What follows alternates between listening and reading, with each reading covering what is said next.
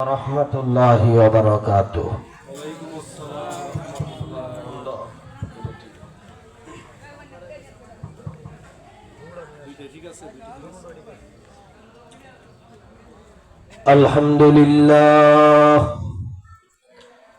আলহামদুলিল্লাহ নাহমাদুহু ওয়া নাস্তাঈনুহু ওয়া নাস্তাগফিরুহু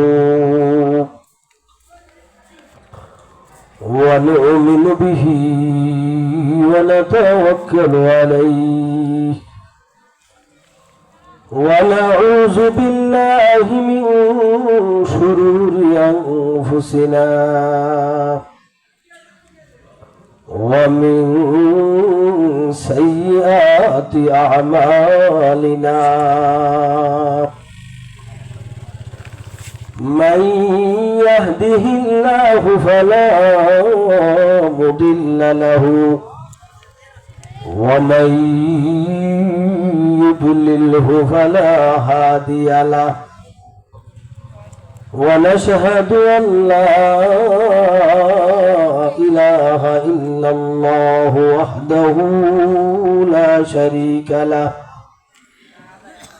ونشهد أن محمدا عبده ورسوله أما بعد فأعوذ بالله من الشيطان الرجيم بسم الله الرحمن الرحيم أينما تولوا فثما وجه الله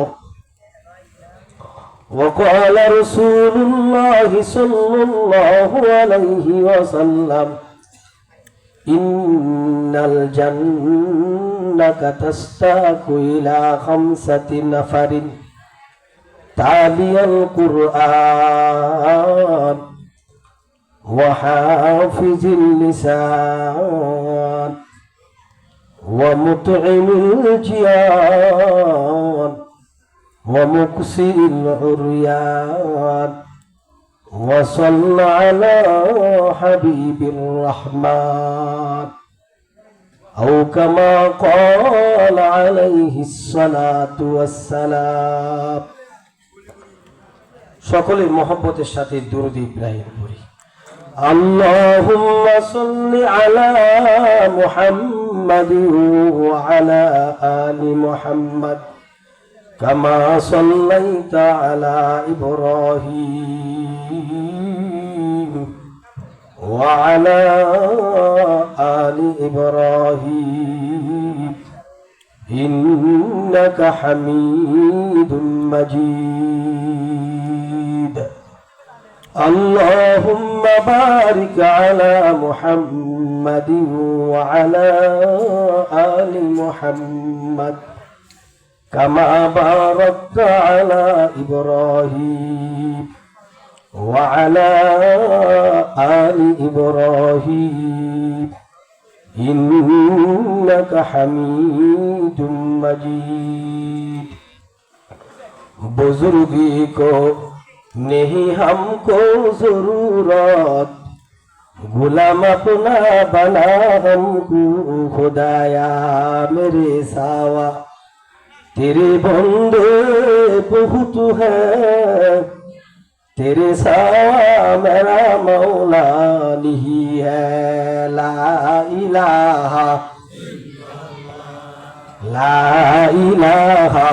इल्लल्लाह ला इलाहा इल्लल्लाह ला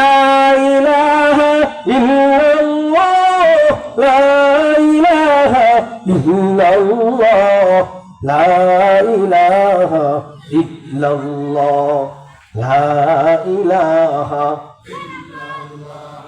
आरो जुरे ला इलाहा इल्लल्लाह ला इलाहा इल्लल्लाह ला इलाहा ला इलाहा لا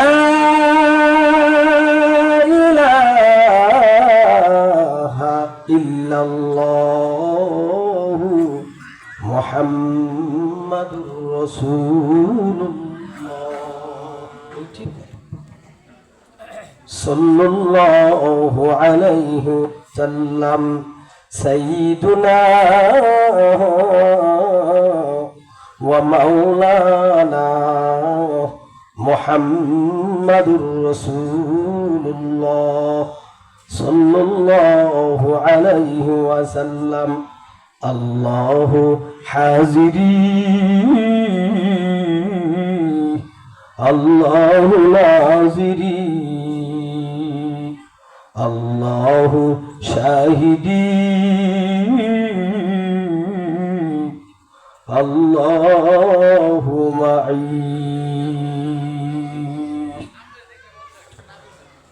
জামালপুর দারুল উলুম ইসলামিয়া মাদ্রাসা ও এতিমখানা হাফেজ ছাত্রদের পাগড়ি প্রদান উপলক্ষে 10তম বার্ষিক ইসলামী মহাসম্মেলনের আজকের সম্মানিত সভাপতি জনাব মোহাম্মদ হাবিবুর রহমান মিলন, সভাপতি অত্র মাদ্রাসা। আজকের এই মাহফিলের উদ্বোধক অধ্যাপক মাওলানা মোহাম্মদ নাসির আল ফরিদি সাহেব দামাত বারাকাতুহুল্লাহ আলিয়া। আজকের এই মাহফিলের প্রধান অতিথি হাজী মোহাম্মদ দেলোয়ার হোসেন জুয়েল, বিশিষ্ট ব্যবসায়ী, ঢাকা। আজকের এই মাহফিলের বিশেষ অতিথি জনাব মোহাম্মদ শাহরিয়ার কবির, বিশিষ্ট ব্যবসায়ী, পুরাদিয়া বাজার। আজকের এই মাহফিলে হযরত উলামায়ে কেরাম, যিনি আপনাদেরকে ওয়াজ করে গেছেন, তিনি আমাদের বর্তমানে বিশেষ করে নরসিংদী ডিস্ট্রিক্টের উলামায়ে কেরামের সেরেতাজ, একজন প্রবীণ আলেমে দ্বীন, একজন আমলি একজন আলেম, আমরা যাকে আল্লাহ ওয়ালা বা আল্লাহ ওলি বলতে পারি, অনেক মুহাক্কিক একজন আলেম। আল্লাহ হযরতের নেক হায়াত দারাজ করুন, সকল বলি না আমিন। এরপর আমার আগে পরে অনেক হয়তো আছেন, মুফতি সাজিদুর রহমান ওলিপুরি সাহেব, তিনি আমার পরে হয়তো বয়ান করবেন। আল্লাহ ওনাদেরকে হায়াতে তৈবা দান করুন। সম্মানিত হাজিরিন, আমি কুরআনুল কারীমের একখানা আয়াতে কারিমা তেলাওয়াত করেছি আংশিক। নবী আলাইহিস সালাতু ওয়াস সালামের অগণিত হাদিস থেকে একখানা হাদিস আমি তেলাওয়াত করেছি। আল্লাহ তাআলা যদি তৌফিক দান করেন, হাদিস এবং আয়াতের আলোকে কিঞ্চিত আলোকপাত চেষ্টা করবো ইনশাআল্লাহ করার জন্য। ওমা তৌফিক ইল্লা বিল্লাহ। আপনারা কি শুনতে রাজি আছেন? আল্লাহ আমাদেরকে তৌফিক দান করুন। সম্মানিত হাজিরিন, আল্লাহ তাআলা বলেন, আইনা মা তুআল্লু ফাসাম্মা ওয়াজহুল্লাহ। বান্দা, তুমি যেদিকেই থাকো, ডানে থাকো, বামে থাকো, সামনে থাকো, পিছনে থাকো, উপরে থাকো, নিচে থাকো, যেখানে তুমি থাকো না কেন, সব আমি আল্লাহ দেখতে পাই তোমাকে। সুবহানাল্লাহ বলবো না? আল্লাহ আমাদের সব কিছু দেখেন। তো ভাই, দুস্থ আর বুজুর্গ, আল্লাহ বলেন, ওয়ানাহনু আকরাবু ইলাইহি মিন হাবলিল ওয়ারিদ। আমি আল্লাহ তাআলা বান্দার এত কাছে, শাহরগ আছে যে গারে, এই শাহরগের চেয়েও কি কাছে। প্রশ্ন আছে, আল্লাহ সব কিছু আমাদের দেখেন, আমরা আল্লাহকে দেখি না। আল্লাহ সব কিছু দেখেন, আমরা আল্লাহকে দেখি না। বলেন তো, আল্লাহ তাআলা দুনিয়াতে যা কিছু করেছেন, কোনো কিছু কি অনর্থক করছেন?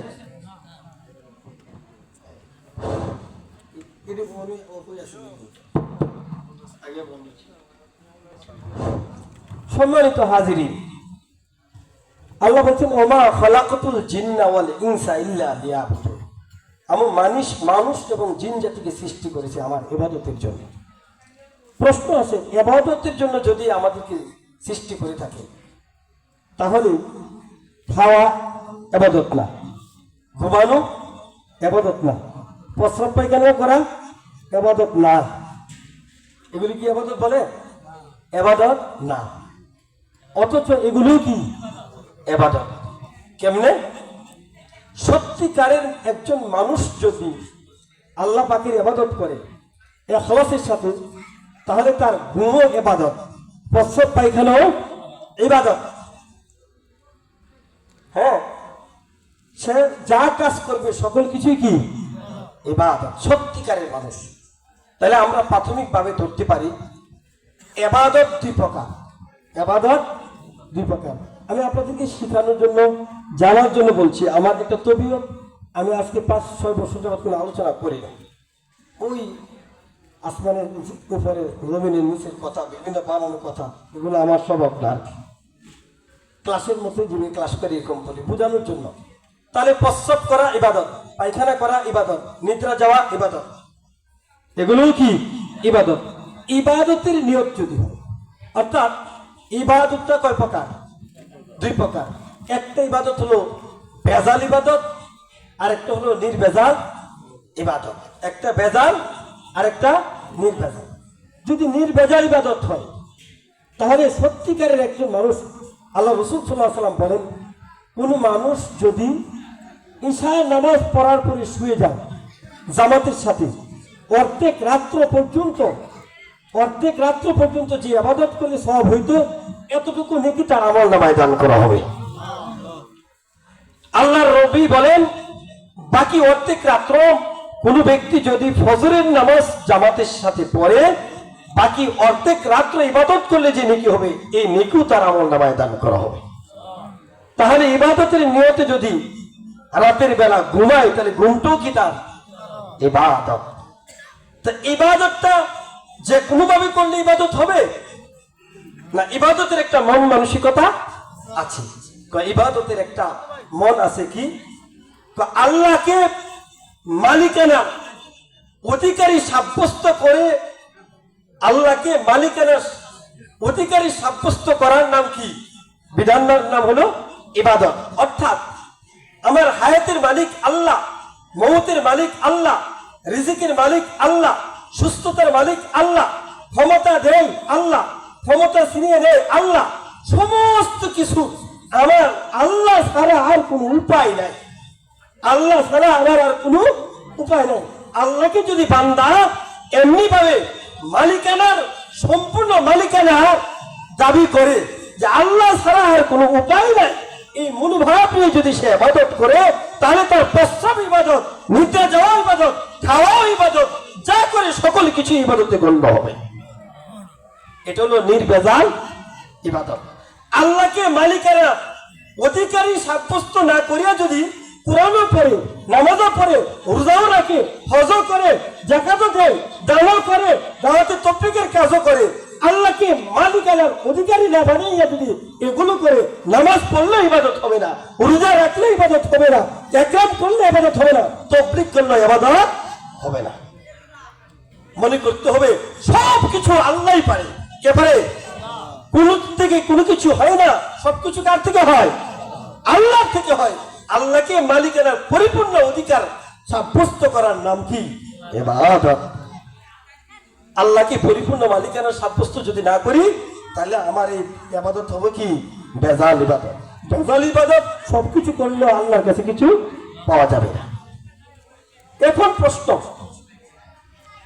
প্রশ্ন, ওয়ানাহনু আকরাবু ইলাইহি মিন হাবলিল ওয়ারিদ। আল্লাহ তো সব দেখে, আমরা তো আল্লাহকে দেখি না। দেখি? আল্লাহ সব আমাদেরকে দেখে, কিন্তু আমরা আল্লাহকে ভালো লাগে না, কষ্ট হয়।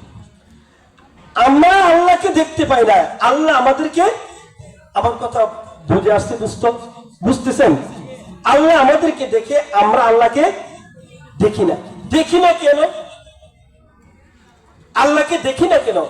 আল্লাহকে দেখার মতো পাওয়ার আল্লাহ আমাদেরকে দেয় না, দেয় নাই। তাহলে না দেখার জন্য কি আমরা মাহরুম হয়েছি? মাহরুম হয়েছি। আল্লাহ বলেন, না দেখিয়া আল্লাহকে বিশ্বাস করার নামে ঈমান। না দেখিয়া বিশ্বাস করার নাম কি? ঈমান। দেখিয়া যদি আল্লাহকে বিশ্বাস করতাম, তাহলে আল্লাহকে বিশ্বাস করার গ্রহণযোগ্যতা থাকতো না, আমাদের ঈমান কবুল হইতো না। না দেখিয়া বিশ্বাস করেছি বিদায় আমাদের ঈমান কি হয়েছে? গ্রহণযোগ্য হচ্ছে। তো আল্লাহকে না দেখিয়া বিশ্বাস করেছি, আল্লাহকে কখন দেখবো? তো আমরা জান্নাতে দেখবো, আল্লাহকে জান্নাতে দেখবো। প্রশ্ন হলো, আল্লাহকে তো না দেখিয়ে বিশ্বাসই করেছি, তাহলে জান্নাতে আবার আল্লাহকে দেখার দরকার কি? আল্লাহু আকবার। জান্নাত দো জগসে ইয়া রব কিয়া কারো, জান্নাত দো জগসে ইয়া রব কিয়া কারো, আরজু হে মাই তুঝে দেখা করো। বাতু দুজগ জান্নাত আস্তো যা হো যা, বাতু জান্নাত দুজগ আস্তাই দিলরুবা। আমার আগে হযরত ইসহাক বলছেন, হায় আল্লাহকে দেখার মতো এত আল্লাহর দিদার নসিব হয়, এত আনন্দ ভোগ করবে জান্নাতীরা। জান্নাতের মতো যত নিয়ামত দান করা হবে, আল্লাহ দিদার হাসিলের চার উত্তম আনন্দ আর কোনো কিছুর মধ্যে নাই। আল্লাহকে দেখার মধ্যে সবচেয়ে আনন্দ পাইবে জান্নাতীরা। তাহলে আল্লাহকে না দেখে বিশ্বাস করে লাভবান, সফল না নাকাম?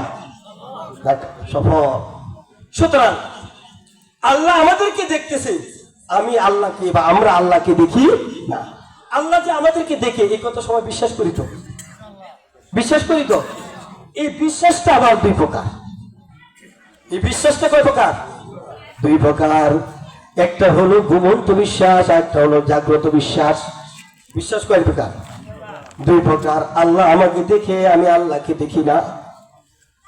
আল্লাহ আমাকে দেখে আমি চুরি করি, এই বিশ্বাস আমার আছে। আল্লাহ আমাকে দেখে ডাকাতি করি, এটাও বিশ্বাস করি।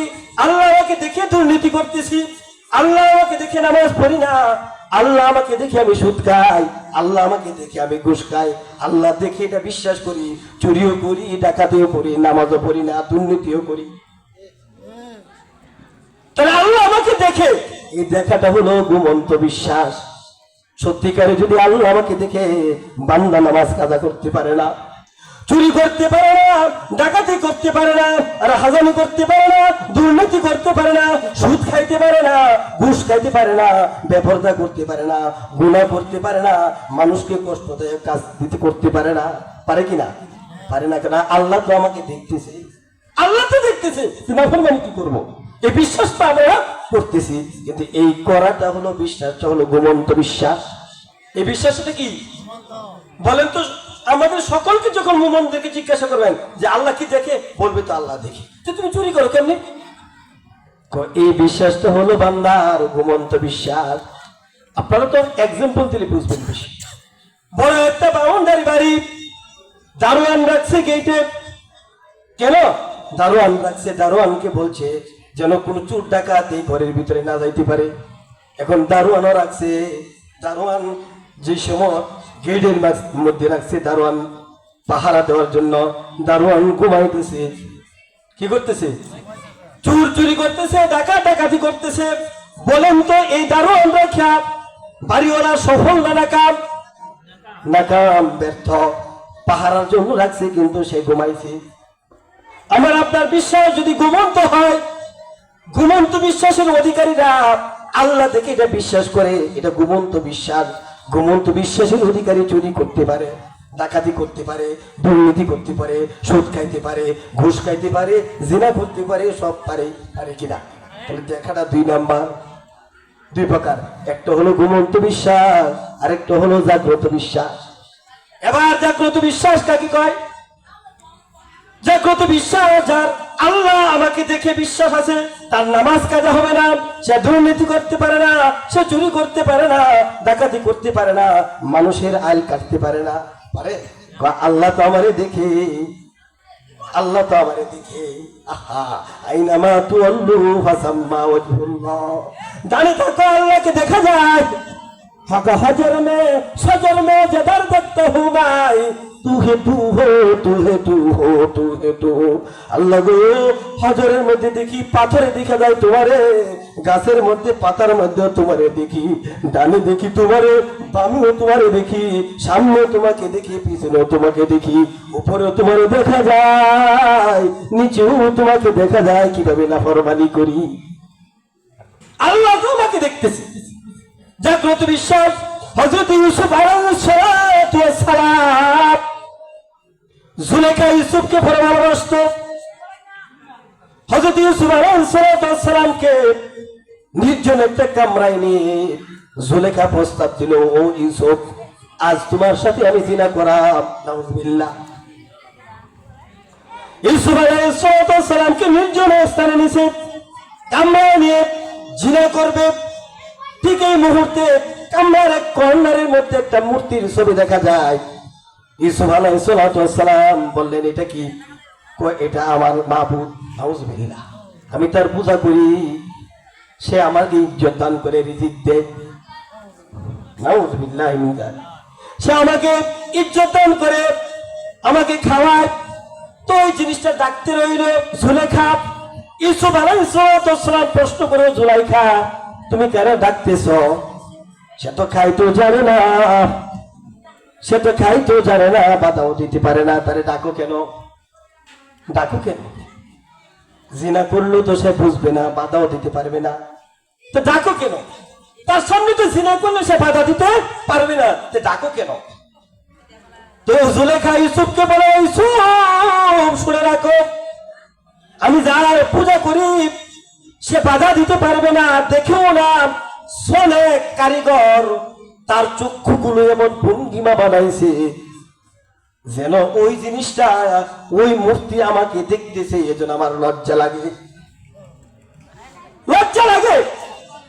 এবং ইউসুফ আলাইহিস সালাম জুলেখা বলে, জুলেখা তোমার মূর্তি খাও না, পান করে না, বাধা দিতে পারে না, দেখতেও পারে না, তার সামনে যদি তুমি জিনা করো তোমার লজ্জা হয়। ও জুলেখা শুনে রাখো, আমার মালিক তো আবার দেখে সত্যিকারী, আমার মালিকের সামনে যদি তুমি জিনা করো, আমি ইউসুফের কি লজ্জা লাগে না? ও দুনিয়ার মানুষ, এবার বুঝে রাখেন, ইউসুফ আলাইহিস সালামের বিশ্বাস আল্লাহকে বিশ্বাস করত, এটা কি ঘুমন্ত না জাগ্রত? বোঝা গেল, আমার ওয়াজ বোঝাইতে পারছি। এবার টের পাইবেন কার ইমানটা জাগ্রত না ঘুমন্ত। আপনাদের ইমান আমি টের যদিও না পাই, আমার ইমান আমি টের পাবো, আপনারা ইমান আপনারা বুঝতে পারবেন। আল্লাহ যে দেখে, আল্লাহ দেখার পরে যদি আমার নামাজ কাজা হয়, আমি যদি দুর্নীতি করি, আমি যদি মিথ্যা কথা বলি, আমি যদি ঘুষ খাই, সুদ খাই, মানুষের লাইল কাটি, বোঝা গেল আমার ইমান কোনো ঘুমন্ত জাগ্রত না। আমার ইমান আমাকে নামাজ পড়াইতে পারে না, অন্যায় কাছ থেকে বাধা দিতে পারে না, বোঝা গেল ইমান ঘুমন্ত। বুঝাইতে পারছি দোস্ত? ও আমার পর্দার আলের মা বোনেরা, একটা কথাই যথেষ্ট, ইমানটা জাগ্রত রাখার জন্য আল্লাহর ভয় দরকার। কি দরকার? আল্লাহর ভয় দরকার। আল্লাহর ভয় যদি দিলের মধ্যে না থাকে, গুনাহ থেকে বাঁচা লাইলাহা কানাহারিহা লা ইয়াজিদুনহা মালিক। আল্লাহ পাকের হুকুম রাসূলের তরিকার মধ্যে শান্তি আর কামিয়াবি। আল্লাহ পাকের হুকুম রাসূলের তরিকা যারা মানলো, দিনও আলোকিত, রাত্র আলোকিত। আল্লাহ আল্লাহর রাসূলের তরিকা যারা মানলো না, দুনিয়াও কামিয়াব না, দুনিয়াও নাকাম, ধ্বংস, আখিরাতও তার ধ্বংস। আল্লাহ আল্লাহ রাসূলের তরিকায় চলার জন্য কোনো অশিক্ষিত লোক লাগে না, শিক্ষিত লোক লাগে না, লম্বা মানুষ লাগে না, খাটো মানুষের কোনো অসুবিধা নাই, শুধু সুন্দর মানুষ লাগে, ভালো পজিশনের লাগে এমনটাও না।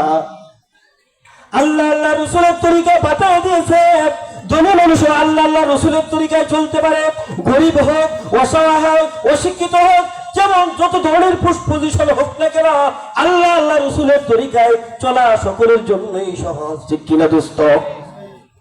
ঠিক কিনা? এই জন্য জনৈক বেদুইন পয়গম্বরের দরবারে আসিয়া প্রশ্ন করিয়া, রাসূলুল্লাহ উরিদু আন আকুনা আলামুন নাস, ওগো নবীজি আমি আপনার কাছে জানতে চাই, আমি বড় আল্লামা হতে চাই, বড় আলেম হতে চাই। আল্লাহু আকবার। আল্লাহ রাসূলের দরবারে এসে বলেন, আমি আলেম হতে চাই। পয়গম্বর বলেন, দেখুন তো আমাদের কাছে যদি কেউ বলে, হুজুর আমি হাফেজ হইতে চাই, আলেম হইতে চাই, আমরা বলবো ওই জামালপুর দারুল উলুম মাদ্রাসায় ভর্তি হও, তুমি আলেম হইতে পারবা। বলবো কিনা? বলবো কিনা? পয়গম্বর কোন মাদ্রাসার কথা বলে নাই, বলে ও বেদিন শুনে রাখো, ইত্তাকুল্লাহ তাকুন আলামুন নাস, তাকওয়া অবলম্বন করো, আল্লাহর ভয় ভীতি অর্জন করো, তুমি বড় আলেম হয়ে যাইবা। ইয়া ইলাহি खौफ खशिया दिल में आबुजू कीजिए सब गुनाहों से बचाकर सब गुनाहों से बचाकर मुझको मजनू कीजिए आय अल्लाह তোমার ভয় আমার দিলে দেবাই যেন আমি তোমার জন্য পাগল হয়ে যাই গুনাহ থেকে বাঁচতে পারি এজন্য আল্লাহ বলেন ইয়া আইয়ুহাল্লাযীনা আমানুত্তাকুল্লাহা হাক্কা তুকাতিহি ওয়া লা তামুতুন্না ইল্লা ওয়া আনতুম মুসলিমুন হে ঈমানদারেরা তোমরা আমি আল্লাহকে ভয় করো ভয়ের মতো ভয় করো আর মুসলমান না হইয়া মইরো না তো দেখেন তাকে অবলম্বন করা আল্লাহ পাকের ভয় দিলের মধ্যে আসা চাই ধনী হোক গরিব হোক ছোট হোক বড় হোক সুন্দর হোক কালো হোক শিক্ষিত হোক অশিক্ষিত হোক যে কোনো পজিশনে থাকলে আল্লাহ রসুলের তরিকা মানা বড় সহজ কঠিন পয়গম্বর বলেন বেদুন কি ইত্তাকুল্লাহ আল্লাহর ভয় করো তাকে অবলম্বন করা তুমি বড় হয়ে যাইবা এবার বেদুন বলেন সুবহানাল্লাহ দুষ্ট আল্লাহর সাথে যদি বান্দার সম্পর্ক হয়ে যায় সব সম্ভব কিনা হযরত মালিক ইবনে দিনার রাহমাতুল্লাহি আলাইহি নাম